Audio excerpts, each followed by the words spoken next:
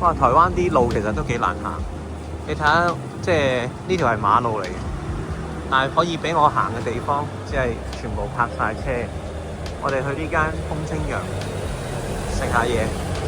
我哋而家行緊呢個永康街，咁咧隔離呢度咧就係永康公園。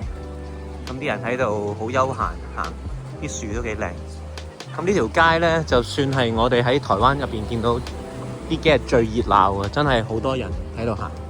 因為而家係禮拜三啦嘅大概3點零啦，咁呢啲鐘數見到都好多人，咁所以係應該係好多人喺中意行呢條街。哇！呢間第一間見到有人排隊，叫做承記越南麵食，好似好多人食。人類因夢想而偉大，因永康街而變胖。呢間排隊食咩嘅？哦，手抓餅，識唔識啊，老婆？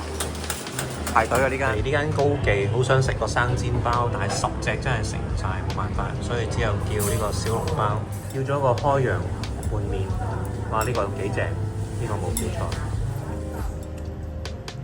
食緊呢個葱油拌麵喎，呢個葱油拌麵感覺點樣？係掂嘅，絕對係掂。係啊，即係佢永康街，即係你啲質素差少少都唔掂。所以而家我食落覺得係個麵係好正，你拌咗啲蝦米食係好味。呢個小籠包好菜餃，一回事啊！我哋去參觀呢個台北監獄嘅圍牆遺跡。咁呢個咧就係喺東門可以去到行10分鐘到啦，叫勇敢時光。咁啊入邊就係一個監獄遺跡。咁我哋入嚟參觀啦。咁呢啲石咧就係清朝光緒已經有，咁有啲係補上去嘅。咁啊入邊成個建築群係監獄嚟嘅，其實係監獄嚟嘅。咁啊監獄遺跡。咁呢個勇敢時光咧，即係將台北監獄咧就整咗好多 shop。咁呢度一排落去咧，都係一啲日式嘅建築嘅 shop 咁樣樣咯。咁啊，頭先啱啱我哋行嗰個位就係監獄嘅城牆。咁而家呢度變晒一個個嘅 shop 啦。啊，陣間去睇睇啲 shop。而家好方便啊！我哋用 Google Map 就揾到呢個好隱蔽嘅0KM 山密鎖。咁咧就係、我都唔知係啲咩嚟嘅，不過佢旅遊書話可以值得參觀，咁啊入嚟睇下咯。啊，其實台灣啲路咧真係好鬼難行，即係而家我哋有條行人路俾你行下，好多時咧即係你個行人路其實就要喺馬路同啲車喺度爭路喺度行，好難行。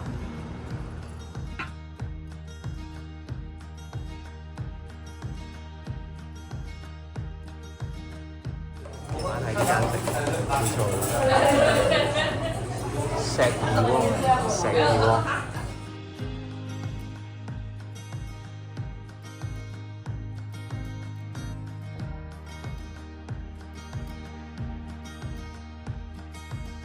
我哋去沿路行去大屯瀑布嗰條路，呢度都見到台灣嗰個景，好靚啊都。我哋去緊大屯瀑布區。咁呢條路都好靚，嗰啲樹咧，欄樹嗰啲黐住啲木，好靚。咁啊，大屯瀑布嘅觀景台，哇，見到好靚。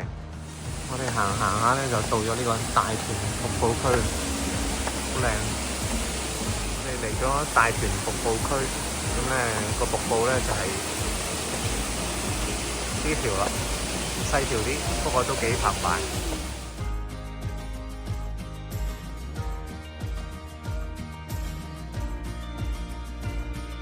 花季呢度啲花咧，我哋因為過咗時間啦，所以啲花都有啲謝謝地。咁但係嗰度仲有一棵櫻花保留喺度，咁同埋咧都有一定數量嘅遊客。咁我哋睇翻呢度啦，嗰度係停車場啦，啲人嚟泊。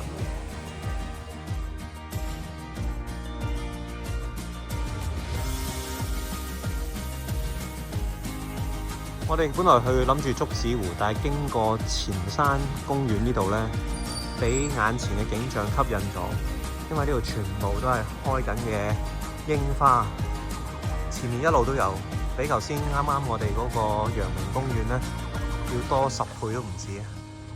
咁所以我哋就都落咗車嚟睇一睇啲櫻花先。呢個步道兩邊都係仲係開緊嘅櫻花。哇，正！櫻花大家都知開花期好短，睇到咁多好難得，好靚。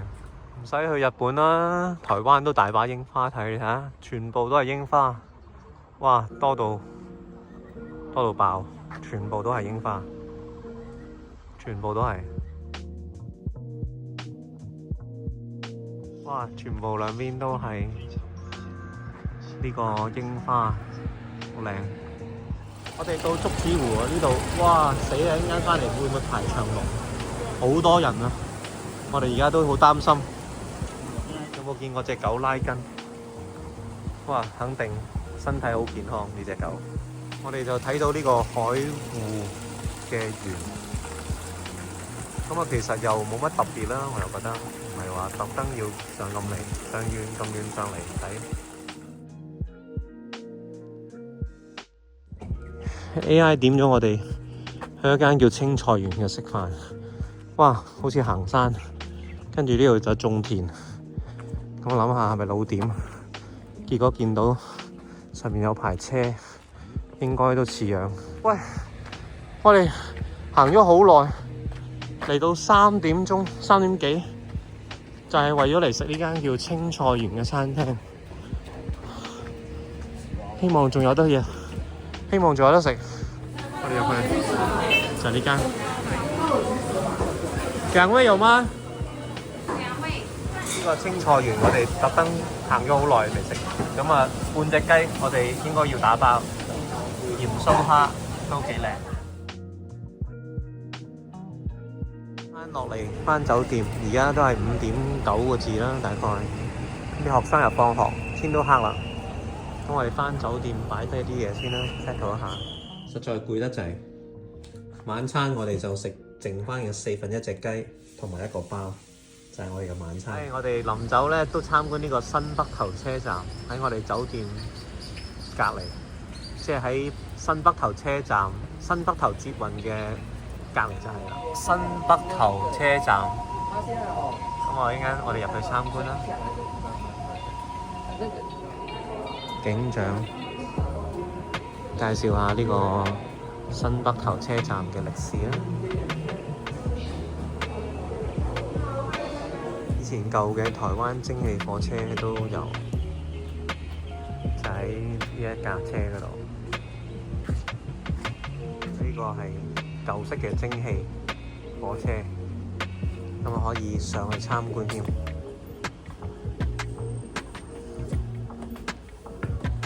哇！呢個係舊式嘅火車，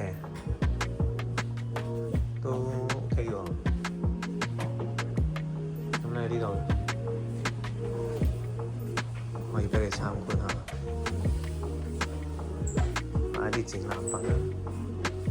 啲凳好似舒服啲添，舒服過以前嗰啲凳。